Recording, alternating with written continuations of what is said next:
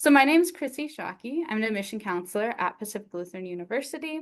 So kind of day in, day out, I help students navigate the college search process and just figuring out what place is best for them. So I'm going to be speaking from experience and just give you a little bit of a head start on your college search journey. And we'll also be doing a couple other webinars throughout the year to once again help with that. So tomorrow will be one about the application, and then the day after is going to be about the essay. So I'll get started. So this is going to be a little bit of a roadmap for what we'll be talking about today. And it's just the different community college options. So community colleges, technical colleges, public universities, private universities, and then other non-accredited programs. And once again, we'll just talk about those more as we go on. So for starters, we do have community colleges. So these are going to be your 2-year associate degrees. And nowadays, actually, quite a lot of professions don't require a 4-year degree. There's still plenty of career options with just that 2-year. And that can be an Associate of Applied Science, an Associate of Arts, or even in some cases, a Bachelor of Applied Science at a couple of schools. But if you are looking to eventually transfer into a university, then you do want to look at trying to get a direct transfer associate degree, otherwise known as an AADTA. And for me, actually, I was a transfer student myself, so I did the direct transfer degree and was able to go then to university. And I'll talk a little bit more about kind of what that looks like and why I chose that for myself. And with that direct transfer, it means that you're getting almost all of your gen eds done at the community college, plus a couple major classes. So it just makes that transfer process a little bit easier for you and actually even the colleges you're going to be applying to later on. And then for technical colleges, so there are definitely differences between the community college and technical college pathways. And so you want to just note those and make sure you're choosing the right path. So technical colleges are really great if you want a particular industry or a really specific education. So some examples you can see at the bottom include culinary arts, an aviation maintenance technician, legal assistant certificate. Other common ones are the trades. So that includes like construction or HVAC, for example. Something to note with those, though, is that most technical college classes aren't transferable just because they are so industry specific. So later on, if you think you might want to do a university like bachelor's degree, you just want to make sure that you're not having to retake maybe some classes you already took at a technical college. And something else to think about is that even if you know you want to do something like construction, for example, if you eventually want to be like a construction site manager, a lot of times they do still require a bachelor's degree. So it's just something to note that in the long run, you might want to make sure that you have some transferable courses. And then for both community and technical colleges, they are usually a lot more accessible. So that can look like lenient with entrance requirements. So maybe if you're someone with a slightly lower GPA, or you don't have a lot of rigorous courses like AP or honors, and you're really worried about getting into a college, you could choose the community college or technical college route. And then they also offer remedial courses for students who might need to backtrack or prepare. So I mentioned I was a transfer, and a huge part of that was that I'm horrible at math. That's just something I know about myself. I'm okay with it. But I knew that if I went straight from high school into a large university and tried to take a math class, I would probably fail, and I would also end up spending more money. So I knew that if I took a math class, kind of got it over with at community college, it would probably save me money in the long run, and honestly, a little bit of effort. I probably wouldn't have to retake it. So if you're maybe one of those students where you're a little bit bad at a certain subject or even a couple, that's fine, and this could be a good route for you. And even though you might spend only 2 years at a community or technical college, you still want to make sure it's a good fit for you. So just starting to think about, why does the college appeal to you? And does it offer the program or major that you want to study? And don't assume. So, majors and programs aren't the exact same at every single college and university, and that includes these community or technicals. So you just want to research that and make sure it's going to be a good fit for your long-term goals. And then also, do you need any flexibility? So maybe are you caring for a family member, a child, Do you have to work like a part-time or full-time job? So things like night classes, hybrid, or fully online options could be a good fit for you. So you might want to make sure they have that. And this is another big part is of course cost factors into it. I know that was part of the reason I went to community college as well, but it shouldn't be the only factor. Once again, you should be choosing it for a good program and long term, like I said, your goals. So if maybe you have to look at next town over and it's a better fit for you or slightly higher price tag, but it ends up in a better spot, could be a good option. And then if any of you are planning to leave Washington for school or in general go out of state, it's a good thing to keep in mind that there's a difference between in-state and out-of-state tuition. So if you're going out of state, you're probably going to end up paying more. What's really great though is that there is a program called the Western Undergraduate Exchange, or WUI for short. So in these select states and areas, you can potentially get discounted or even equal to in-state tuition, but you definitely want to look at each state and university's requirements and restrictions. So some schools, they require you to have a certain major, certain GPA, or limit the amount of students eligible. So it's good to check in with any schools you're interested in and see what their requirements are. Another thing is to consider out-of-state private schools.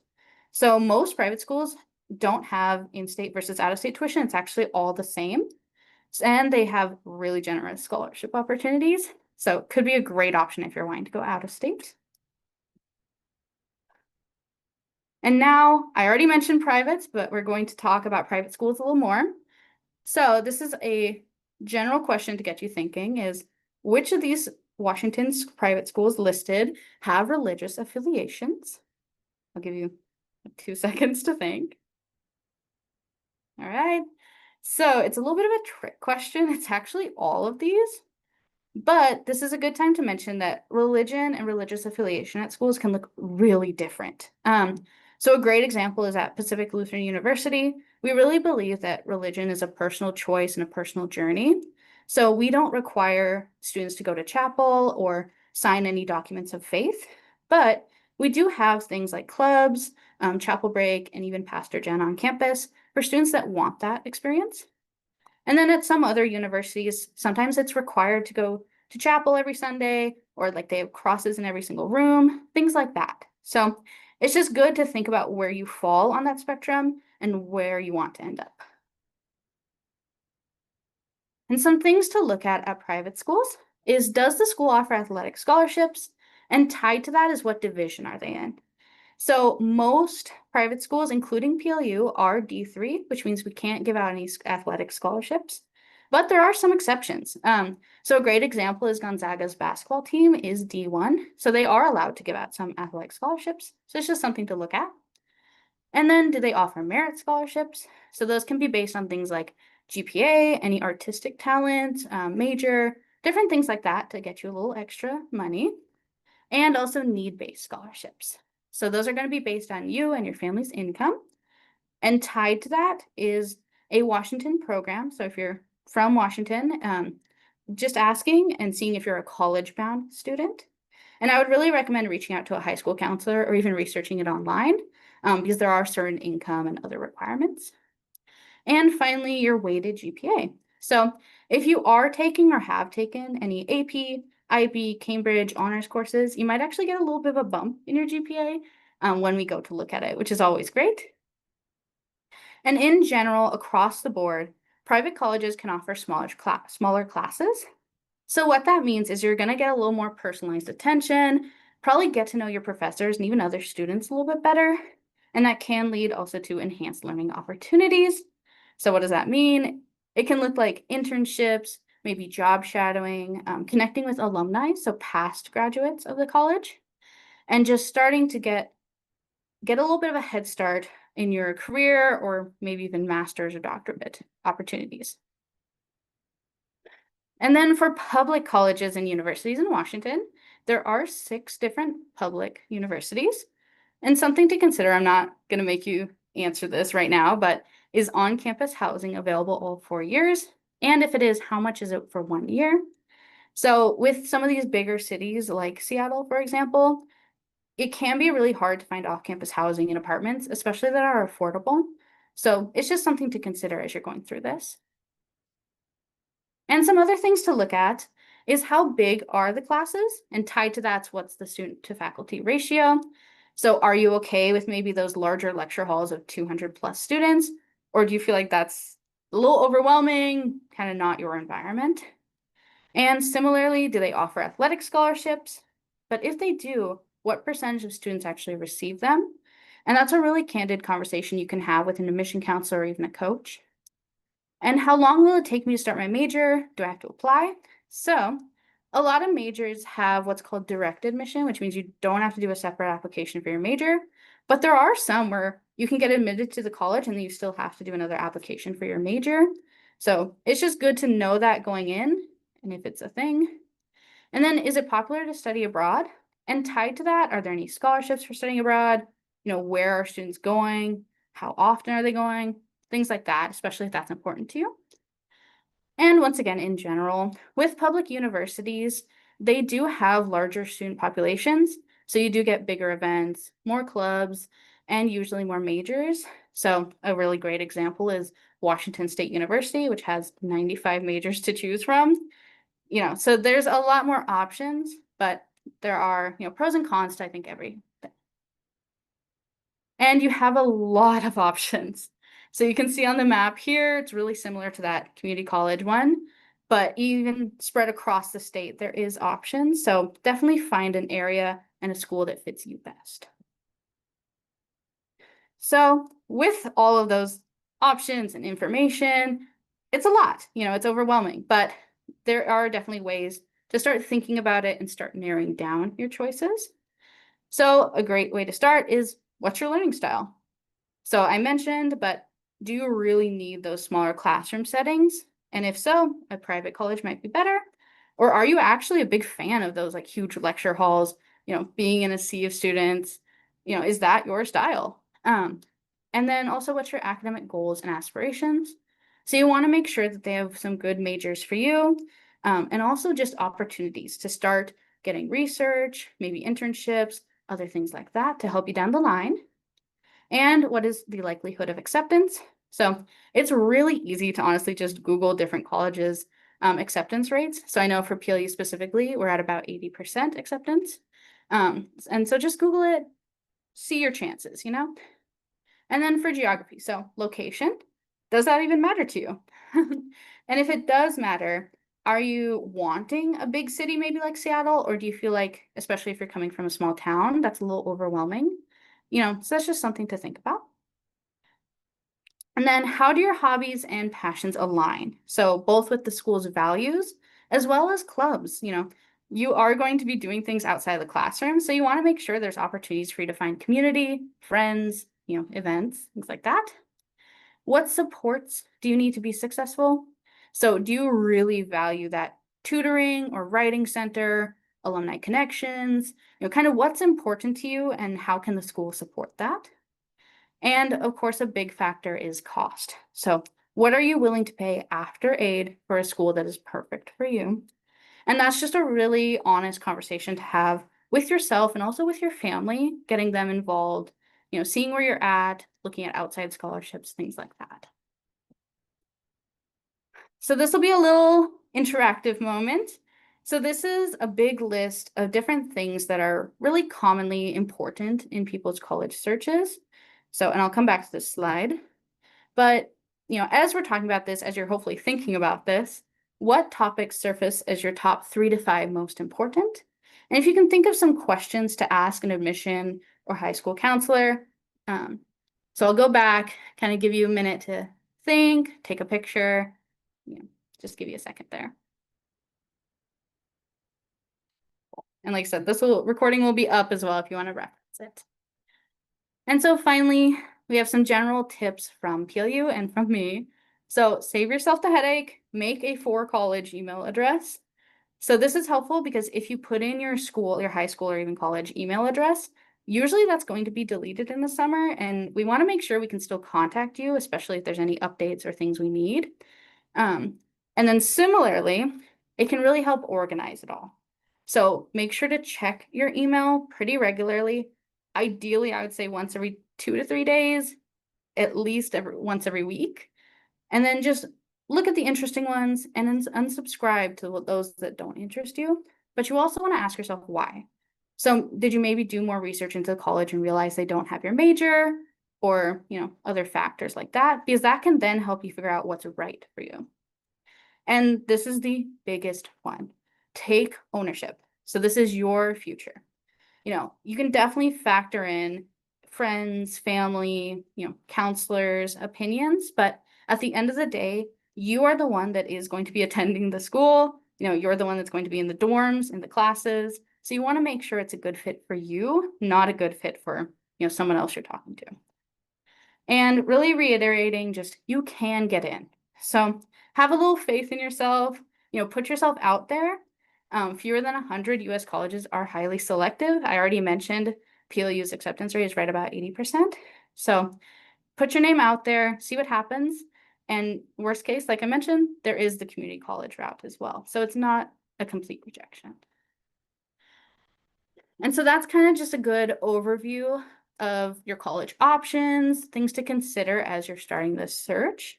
And you can see we have some contacts, and you can also scan this little QR code to find your PLU admission counselor if you have extra questions. And then tomorrow we will be diving deeper into the application process itself and some tips. And the day after, specifically the college essay, and once again, some tips for that. So I'd really recommend attending those and asking some more questions. Okay. We'll see if there's any extra questions. Okay, so we have one question. So what was your experience at community college, and how was the transferring process like? So for me, I did 2 years, like I said, at a local community college. I was a commuter student, so I lived at home. And I would say those 2 years were amazing. It's just a really gentle transition. So I mentioned I was the first in my family to go to college. So I wasn't really sure what exactly I was doing. So having that smaller community college where I could get a lot more one-on-one help and just figure out that whole process was really nice. And it really gave me some good foundations to then go to a large university. And for me, the transferring process, I really leaned on my admission counselors. So I was definitely the person reaching out a lot, frequently, and I would recommend doing that because it let me know about some extra scholarships and programs. And so because I was reaching out so much, it actually ended up being a really seamless process. I just did the applications, and honestly, I was accepted into everywhere I applied to. So, and that's definitely partially because I was getting help on those applications as well. So it actually was a lot less intimidating than I originally thought. Yeah. Any other questions? You can do it in the Q&A or the chat.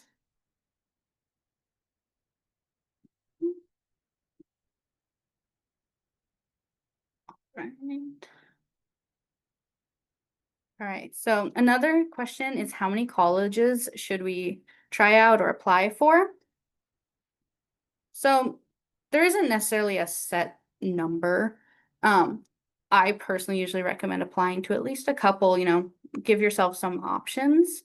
And once again, I would ideally maybe 3 all the way up to even 8 could be a good number, but it is up to you and how many colleges you think could be a good fit for you.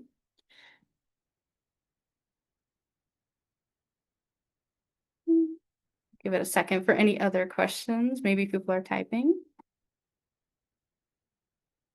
Mhm.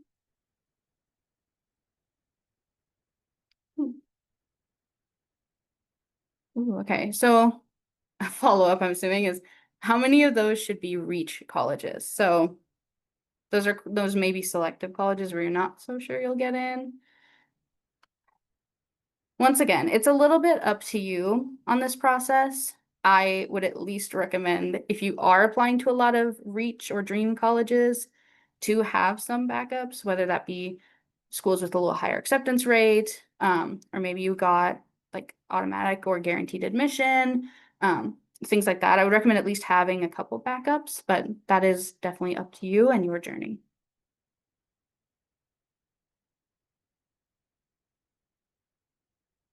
Yeah. Yeah, you're gonna see a theme here where a lot of this is a little bit up to you and what your specific wants are.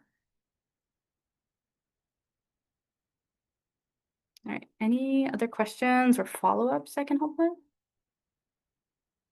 And like I said, you're welcome to reach out to your specific admission counselor or even like high school counselor as well for some questions.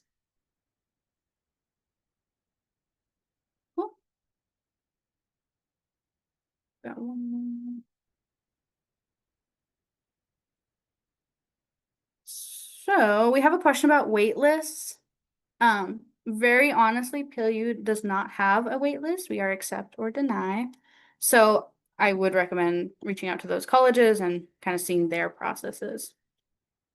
But if there's no more questions, then we will be ending the Q&A and we will be ending this. Oop. And I would recommend just reaching out to the admission counselor specifically. And once again, I can pull up that slide. There you go. But I would recommend reaching out to your specific admission counselor with extra questions. So thank you, everyone.